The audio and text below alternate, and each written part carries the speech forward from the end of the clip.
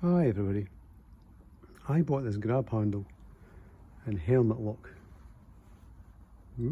for my old Honda, but I don't have the keys to the lock. But I do have another lock, so I think I can get this off and maybe swap the locks over. But the first thing I think I'm going to have to do is grind off these pins to get the lock off the handle, and then we'll see what we have after that. And here's a curious thing. I was grinding the first of these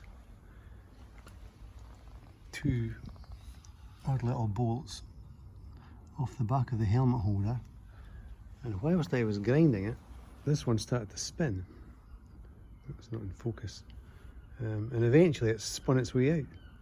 So I think rather than grind the second one, I'm going to try and put a set of mole grips on and see if I can get the second one out just by twisting it. Yeah, so here are my mole grips, and if I spin them round, you can see that's turning, can you? So yeah, no need for a grinder. Just by maybe a pair of pliers or mole grips, you can easily remove these just round-headed bolts really, and take the helmet lock off. Yeah, these are just round-headed bolts. I've never seen a round-headed bolt before, but if I'd been more careful, I would have wrecked the first one. I'll maybe have to create a round-headed bolt just with a file to replace it to put the whole thing back together. I'm faced with a blanking plate now that sits in here. So I'm going to prise this out if it will come out, and that should give me access to the lock, I hope. Closer inspection, seem to have a little rivet holding that in there, and down there in the left hand corner a little tab. So I'm going to use a centre punch to put a little centre kind of locating hole in that little rivet.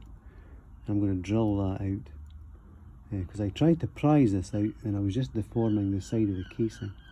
So I'll drill that out and see what we have. So that's that drilled now using the automatic centre punch, 4mm drill bit. It's out, and I'll try now and prise that out. That popped out no problem, having drilled out the little rivet. So that'll easily bring that plate out now. You can see what's inside. So you have a spring and a little retaining bracket that works the lock. I'll just pull all this out now. I'm glad I've taken this video so I can see how it all goes back together.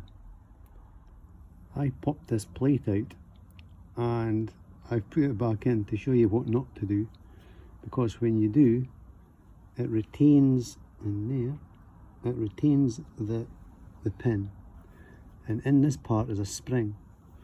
So when you pop this out, that shoots across the room, or across the floor here. So if you put your finger over the end like that, whilst you pop it up, you won't get a surprise.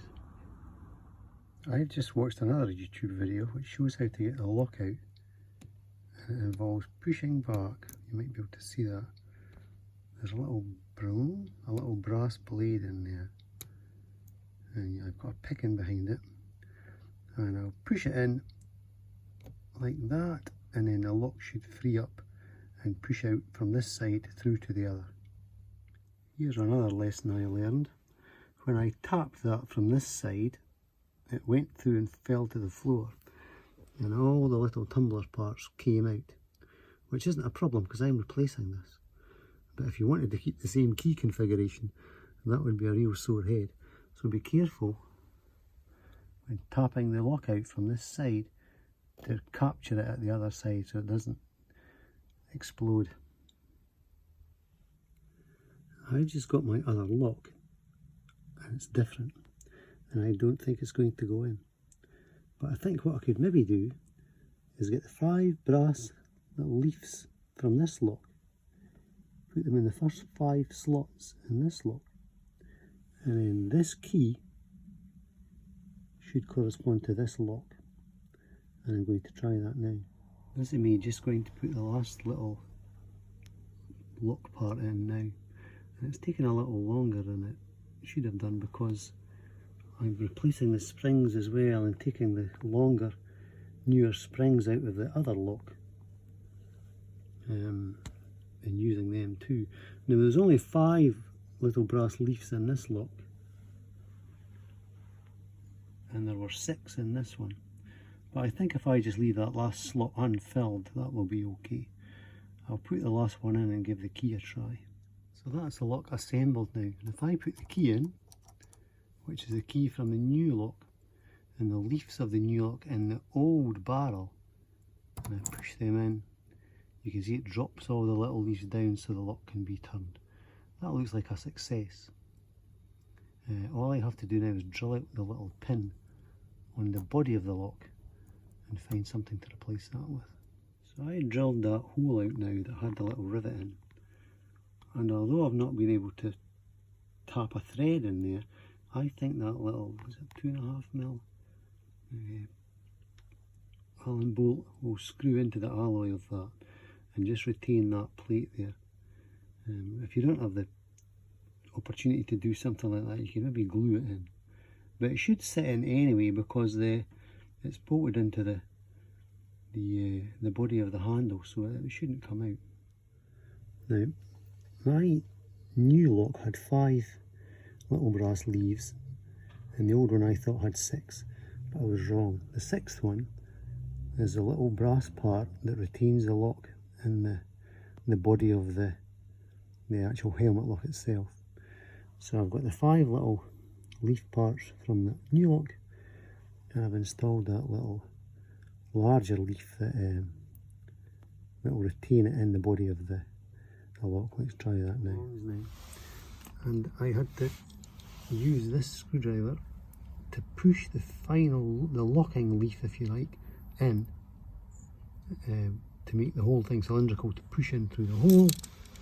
If I turn it upside down now, there's that brass leaf popped out and holding the whole lock in place. And I should be able to reassemble it all now using lots of spray lube and get the little keep into this hole I've drilled.